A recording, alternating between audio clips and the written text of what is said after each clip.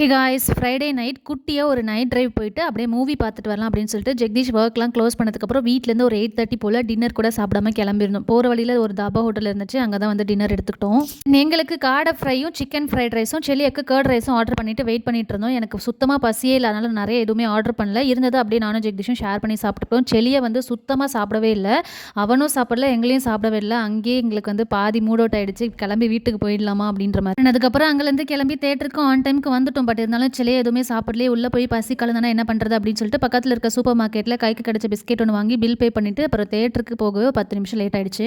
நாங்கள் இன்னைக்கு தலைவன் தலைவி மூவி பார்க்கலாம் தான் வந்திருந்தோம். படம் ஃபுல்லாக அப்படியே காமெடியாக என்டர்டைன்மெண்ட்டாக இருக்குது அப்படி என்னென்னமோ சொன்னாங்க. ஆனால் சுத்தமாக படமே பிடிக்கல. என்னால் 10 நிமிஷத்துக்கு மேலே உட்காரவே முடியல. அவ்வளோ சத்தம், கத்திக்கிட்டே இருந்தாங்க, சண்டை போட்டுக்கிட்டே இருந்தாங்க, அவ்வளோ வைலண்ட்டாக இருந்துச்சு, ரொம்ப நெகட்டிவாக இருந்துச்சு, படமே பார்க்க முடியல. நான் ஃபர்ஸ்ட் ஹாஃபில் எந்திரிச்சு வந்துடலாம் தான் பார்த்தேன். ஜெகதீஷ் வந்து இல்லை செகண்ட் ஹாஃபில் நல்லாயிருக்கும் வெயிட் பண்ணுன்னு சொன்னாங்க. நான் படுத்து தூங்கிட்டேன், ஆளை விடுங்கடா சாமின்ட்டு. அப்புறம் கிளம்பி வீட்டுக்கு ஒரு 2 மணி ஆயிடுச்சு.